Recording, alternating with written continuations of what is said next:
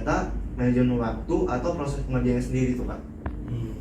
Mungkin karena aku udah jelasin dari sisi datanya, mungkin sekarang dari sisi pengerjaannya nih. Nah, pengerjaannya itu sendiri.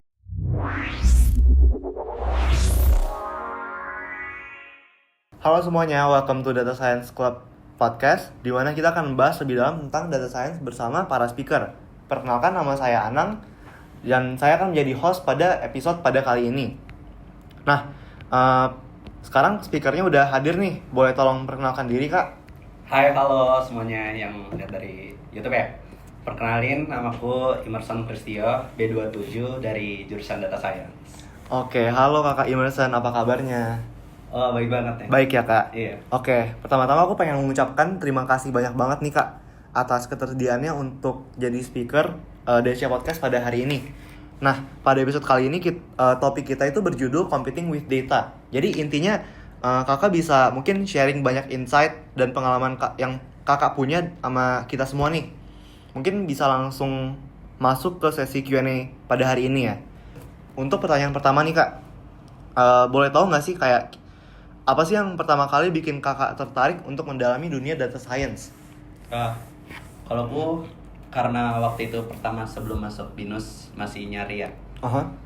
Itu ketemu ChatGPT yang awal-awalnya, yang masih ChatGPT. yang kita tanya tapi masih jelek banget tuh. Yang modelnya masih awal banget ya Kak? Betul. I see.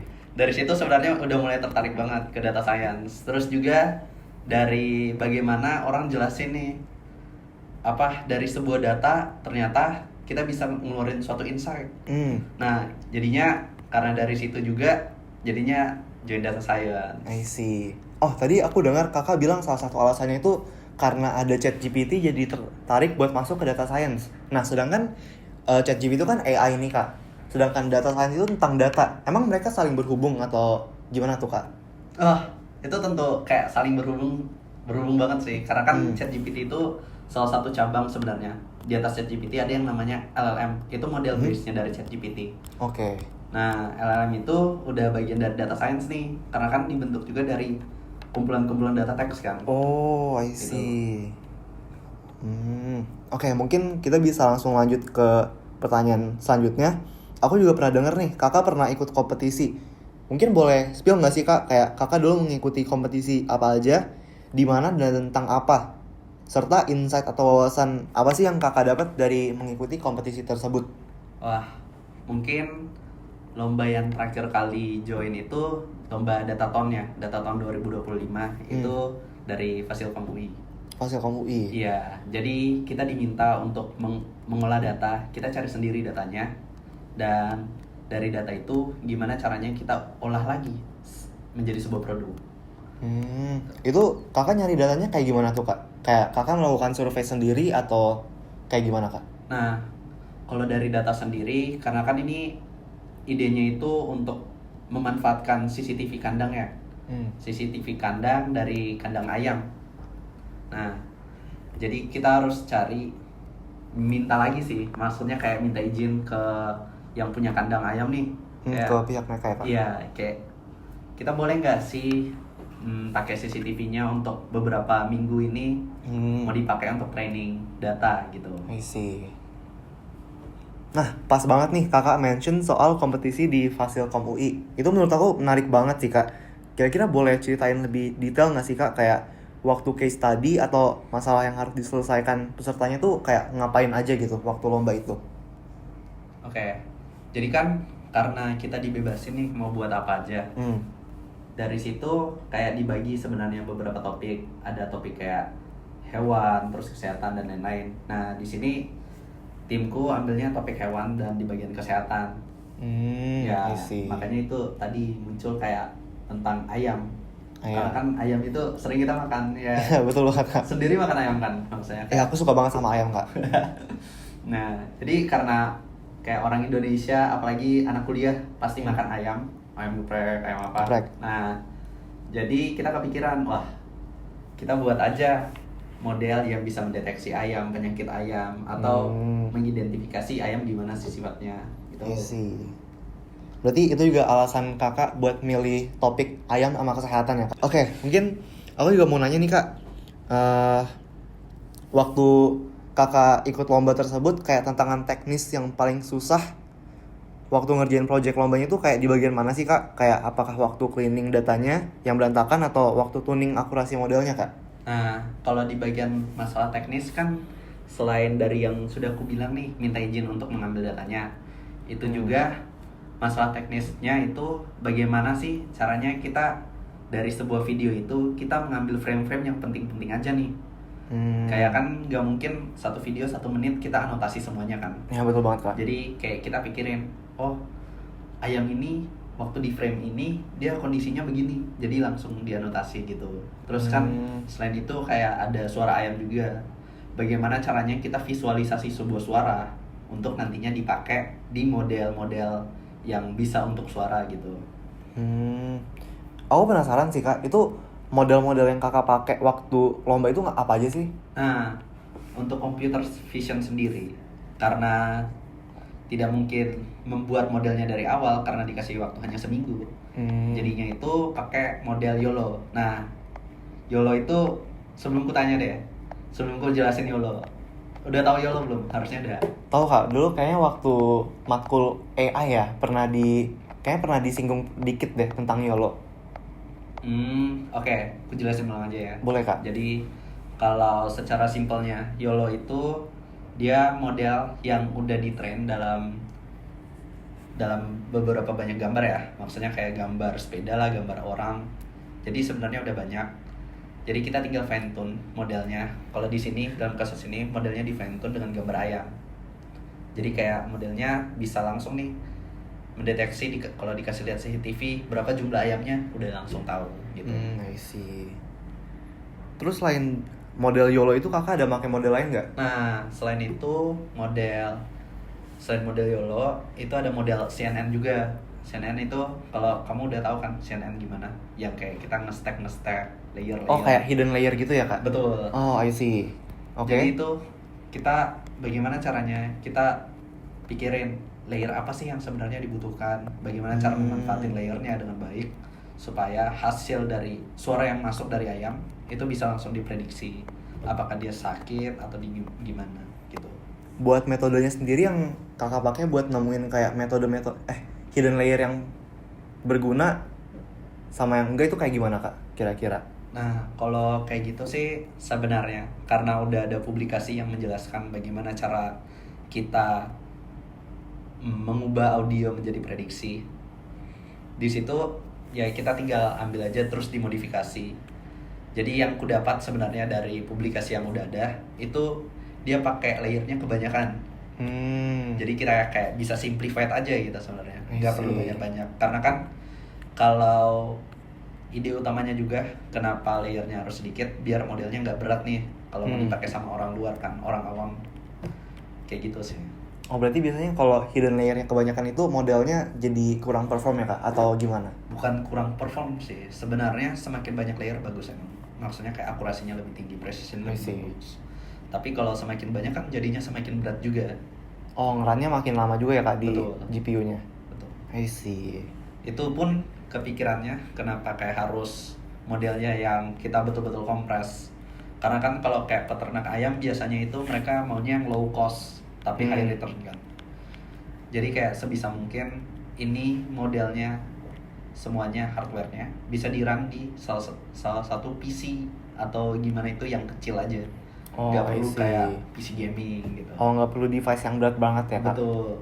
Wih kebayang sih kak serunya. Tapi pasti penuh tekanan juga nggak sih kak waktu ikut lomba kayak gitu? Nah aku mau nanya nih, menurut kakak bagian paling menantang dari kompetisi itu apa sih? Kayak dari sisi data, manajemen waktu, atau proses pengerjaannya sendiri tuh kak? Mungkin karena aku udah jelasin dari sisi datanya. Mungkin sekarang dari sisi pengerjaannya nih. Nah, pengerjaannya itu sendiri karena lagi di hari-hari yang kayak dengan kuliah ya. Jadi bersandingan dengan kuliah juga, dengan ujian, kuis-kuis. Jadi bagaimana sih caranya kita bagi waktu? Karena dalam kelompok juga bagaimana caranya biar dalam seminggu ini semuanya bisa selesai gitu. I see. Nah tadi juga kan kakak udah bilang nih waktu kakak ngerjain lombanya itu juga kayak pas banget menjelang minggu-minggu kuis. Nah Kira-kira gimana sih cara kakak mengatur waktu dan fokus selama kompetisi supaya hasilnya tetap maksimal, maupun itu dari lombanya atau dari kuis kakak juga? Nah, itu karena tadi aku udah bilang ya, dalam kelompok. Jadi cara pembagiannya sih yang harus diperhatikan. Bagaimana cara kita mengerjakan suatu bagian, terus tim lain juga sekalian kerjain bagian lain juga. Jadi kayak bersandingan, selesai sama-sama. Jadi kayak walaupun masing-masing pada akhirnya ketemu, jadi gimana caranya kita bagi dulu tugasnya. Kayak bagaimana cara mengatur, memanfaatkan waktu yang ada. Kayak contoh deh, kalau ada meeting kelompok, itu sebelum mulai meeting pun udah tahu sebenarnya mau ngapain aja. Oh, dikasih overview dulu ya kak sebelumnya? Iya, betul. I see. Jadi kayak sebenarnya walaupun Zoom-nya kayak jadinya tampak gak berguna, walaupun udah ada overview-nya kan. Nah, tapi di situ sekalian kita berbincang kayak masalahnya apa nih dari overview yang awal. Karena kan kalau biasanya orang lewat chat itu dijelasinnya susah. Jadi kayak kalau mau menjelasin sesuatu tinggal langsung tanya aja gitu. I see. Nah, mungkin karena kita masih ada waktu juga nih kak, aku penasaran nih. Kan aku sendiri udah sebagai mahasiswa semester 4 dan kakak berarti sekarang semester 6 ya? Betul. Berarti udah menjelang semester enrichment. Nah, kakak ada tips nggak sih buat mahasiswa semester 4 gitu yang bentar lagi udah mau enrichment dan mau ngambil track magang? Kira-kira apa aja sih kak yang harus dipersiapkan gitu?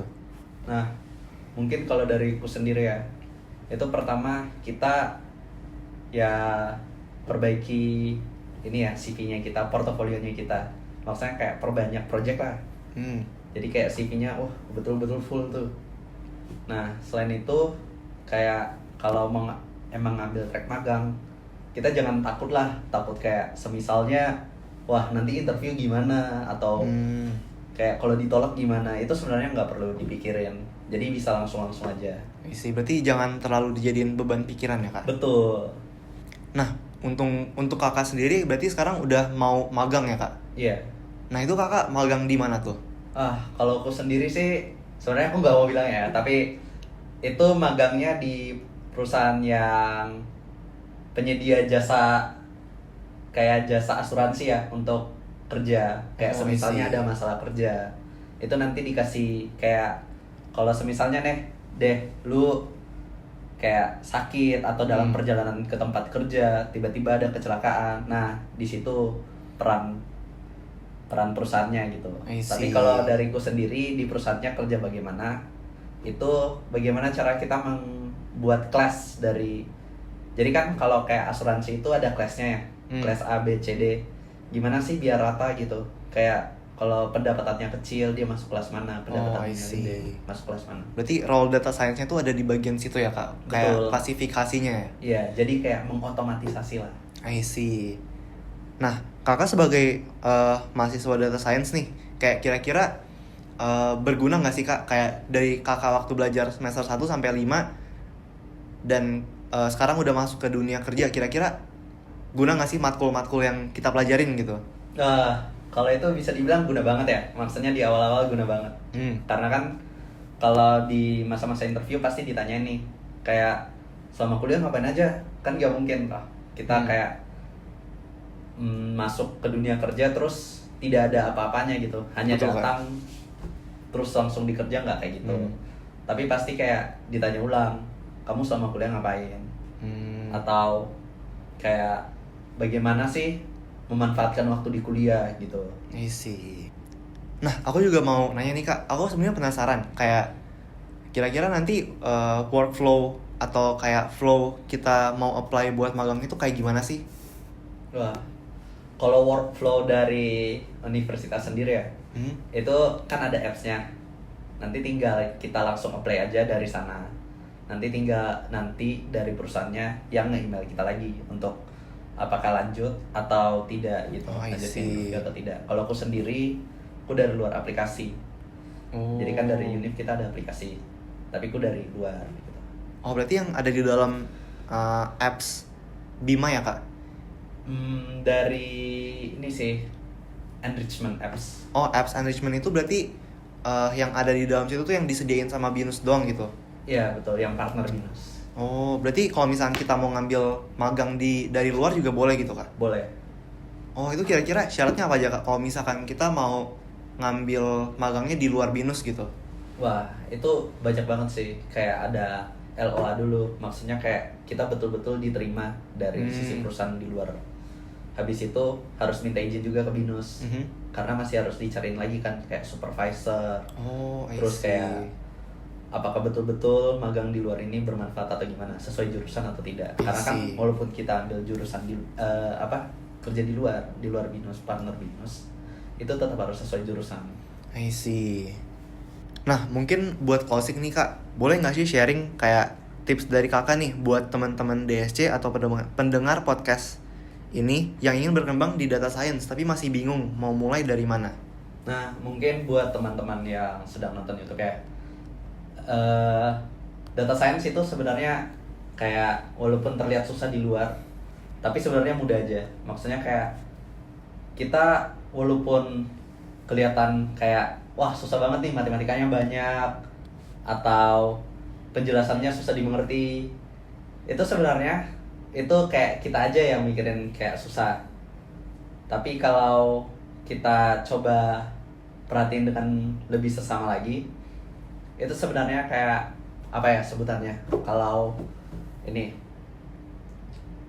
kayak sebenarnya kelihatan susah nih.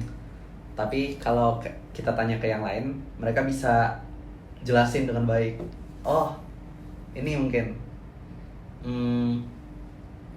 data science itu bukan bagaimana caranya kita berpikir secara teknikal, tapi lebih ke bagaimana cara kita bisa jelasin ke orang lain dengan baik. Kayak data atau insight apa yang kita bisa dapat dari sesuatu secara mudah dan dimengerti oleh orang lain. Mungkin gitu aja. Wih, I see. Oke, mungkin itu aja Kak episode podcast kita pada kali ini. Terima kasih banyak Kakak Emerson yang udah mau bersedia menjadi speaker kita pada hari ini. Oke, bye-bye guys. Jangan lupa ikuti episode selanjutnya.